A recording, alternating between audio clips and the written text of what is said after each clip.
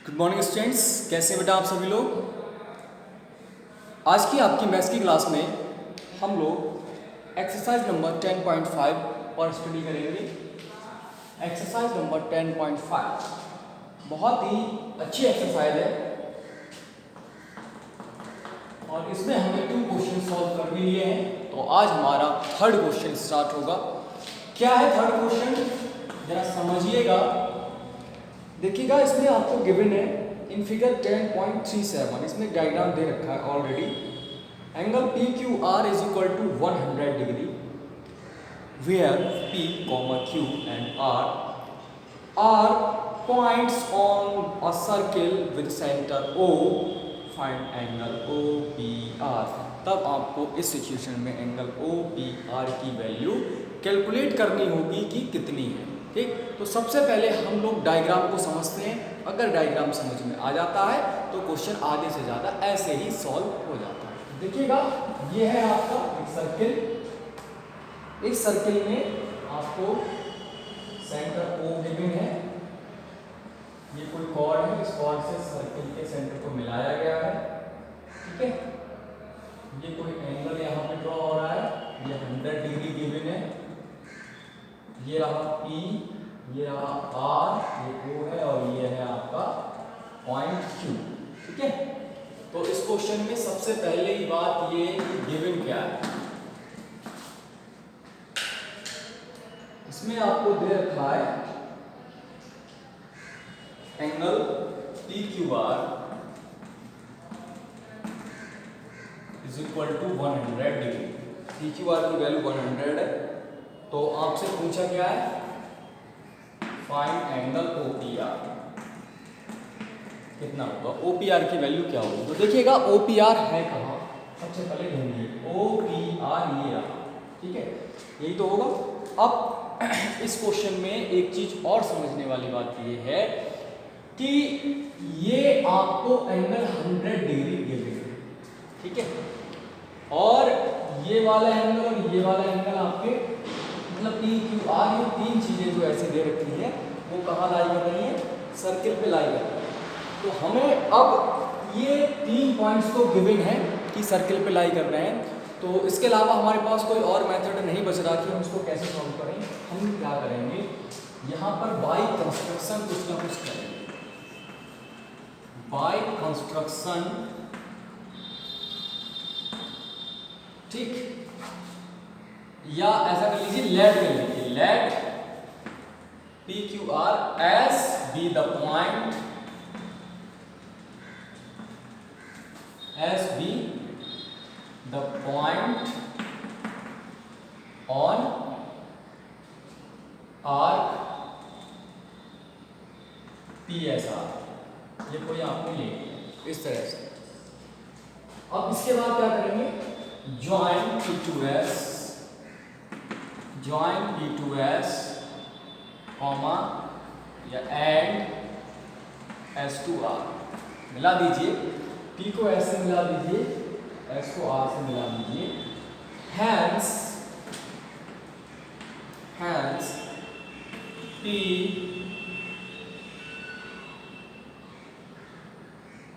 SRQ is cyclic quadrilateral. ऐसा करने से फायदा ये होगा कि आपका एक साइक्लिक क्वाड्रिलेटरल हो गया। अब साइक्लिक क्वाड्रिलेटरल है, इसका मतलब ये हो गया कि इसके अपोजिट एंगल्स के का सम जो होगा angle Q plus angle S is equal to 180 degree होगा। ये आपको 100 डिग्री दे रखा है, S की value 180, then angle S is equal to 180 minus 100 is equal to 80 degree. ये आपको 80 डिग्री गिवन है। ठीक है, अब देखिएगा, but angle PSR is equal to half of angle POR। POR का हाफ होगा, तो PSR आपको 80 है, गिवन 1/2 जो दे रखा है 2 इधर मल्टीप्लाई कर जाएगा। तो कुल मिलाकर अगर आप यहां से एंगल POR की वैल्यू निकालते हैं तो ये 160 आ जाएगी, एंगल POR इक्वल टू 160 आ गया। कितना आ गया बेटा एंगल POR? ये आ गया 160 डिग्री, ये वाला।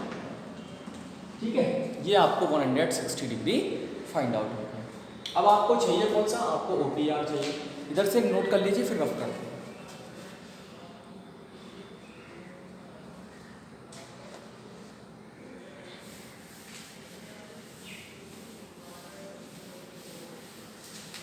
अब देखिएगा, in triangle POR OP is equal to RO। ठीक, सो ट्राइंगल, सो इनके अपोजिट एंगल्स कैसे होंगे? इसका OP के सामने का जो अपोजिट एंगल ORP हो गया, OR के सामने का अपोजिट एंगल OPR हो गया। So angle OPR is equal to ORP।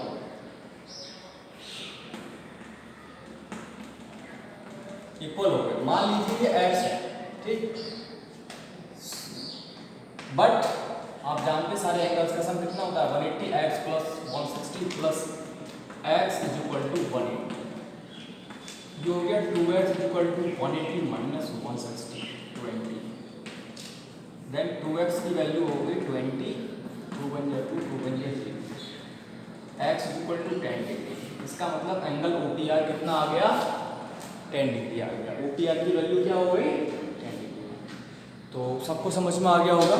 इसमें जो थ्योरम्स लगी हैं, एक तो लगी है साइक्लिक क्वाड्रिलेटरल वाली, एक लगी है सर्कमफ्रेंस पे बनने वाली, सेंटर पे एंगल बनने वाली, और एक लगी है आपकी ये आइसोस्केल ट्राइंगल वाली। ठीक है, तो आप लोग इसका स्क्रीनशॉट लीजिए और नोट कीजिए। फिर हम लोग बढ़ते हैं नेक्स्ट क्वेश्चन की तरफ।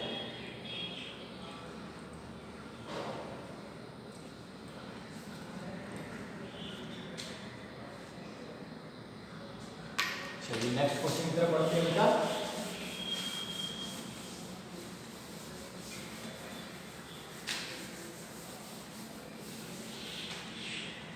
अगला क्वेश्चन नंबर 4 क्या दे रखा है? इसमें भी डायग्राम आपको गिवन है। In figure 10.38 angle ABC is equal to 69 degree, comma angle ACB is equal to 31 degree, find angle BDC क्या होगा? तो सबसे पहले आप डायग्राम बना लीजिए। इस डायग्राम में आपको गिवन क्या है बेटा?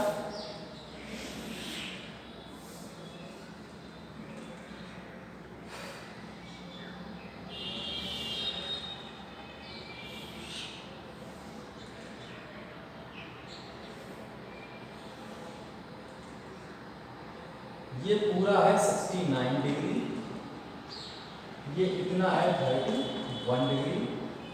ये पॉइंट A है, B है, C है, और ये रहा आपका पॉइंट D। ठीक है,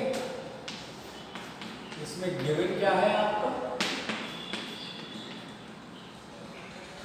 angle ABC is equal to 69 degree, angle ACB is equal to 31 degree. Find angle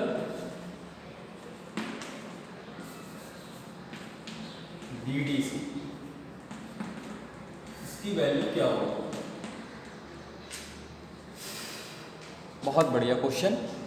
समझिएगा पहले BDC कहाँ है? BDC ये रहा, ये वैल्यू आपको बतानी है। ठीक है, अब देखिए आपको ये ट्रायंगल गिवन है, एक ABC, एक है BDC। ठीक है, या DBC जो भी है, इसमें आपको ये पूरा एंगल इस ट्रायंगल में इसमें ये गिवन है, तो हमको ये नहीं गिवन है। तो हम क्या करेंगे? सबसे पहले ले लेंगे इन ट्रायंगल ABC। इसमें लिया तो ये हो जाएगा आपका angle ABC plus angle BCA plus angle CAB is equal to 180 degree. ये आपकी एंगल सम प्रॉपर्टी होती है ASP। ठीक है, मैं शॉर्ट लिख दे रहा हूँ ASP।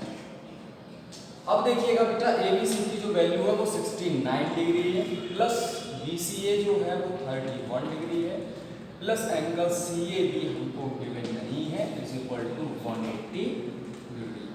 ये कितना हो जाएगा? 100 हो जाएगा आई थिंक। और प्लस का एंगल CAB हो गया ये 180 degree, then angle C A B की जो वैल्यू होगी वो 180 डिग्री माइनस का 100 डिग्री हो गया 80 डिग्री। मतलब एंगल सी ए बी जो हो गया वो 80 डिग्री आ गया। अब देखिएगा एंगल सी ए बी जो है वो angle C D B D C या सी डी बी के इक्वल होगा। क्यों? क्योंकि एंगल्स ऑन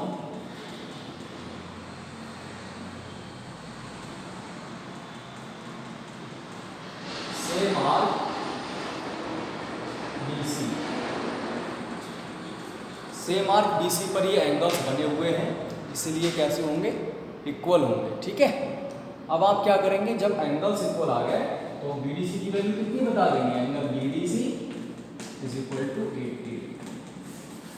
ठीक, यही आपका इस क्वेश्चन का क्या था बेटा? सॉल्यूशन था। इस क्वेश्चन को आपने इस तरह से परफॉर्म करना है। तो इसका स्क्रीनशॉट लीजिएगा और इसको भी नोट कर लीजिएगा।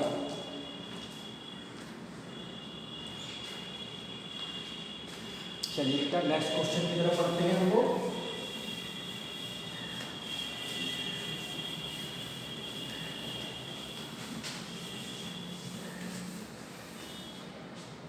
इसके बाद क्वेश्चन नंबर 5 देखिएगा क्या दे रखा है।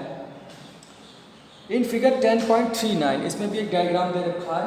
A B C and D are 4 points on circle A C and B D intersect at a point E such that angle BEC is equal to 130 degree and angle ECD is equal to 20 degree, then find angle BAC। ये आपका diagram है, ये रही dot, यहाँ से यहाँ, यहाँ से यहाँ, A B C D E 130। ठीक है, अच्छा इसमें जो चीज आपको दे रखी है वो भी नोट करिएगा। गिवन क्या है बेटा? क्वेश्चन नंबर 5 गिवन है angle BEC is equal to 130 degree, angle ECD is equal to 20 degree,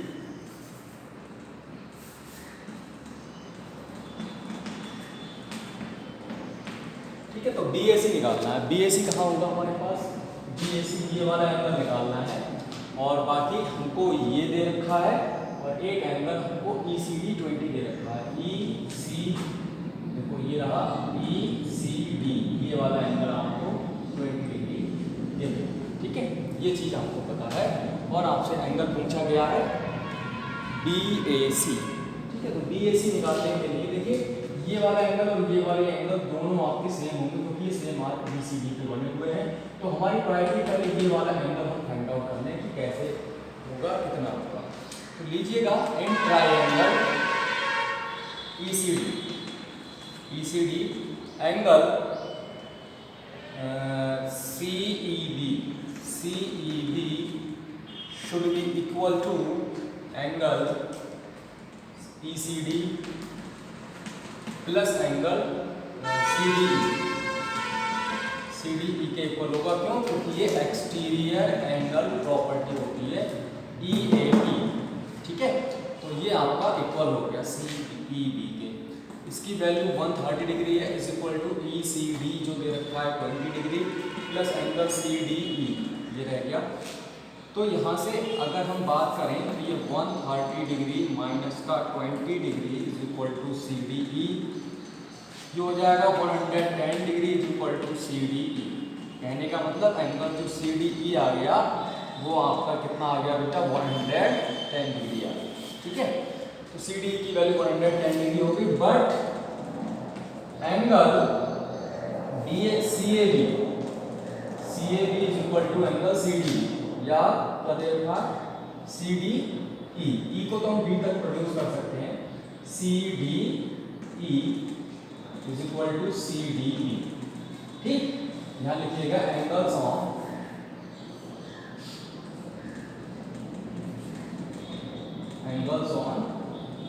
same arc BC, BC जो आपकी सेम आर्क है उस पे बने हुए हैं, इस वजह से ये इक्वल होंगे।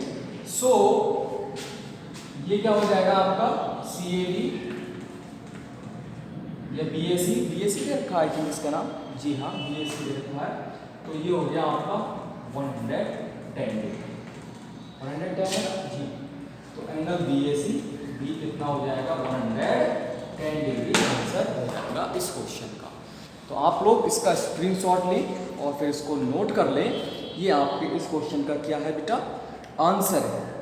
ठीक, कितना है 110 डिग्री।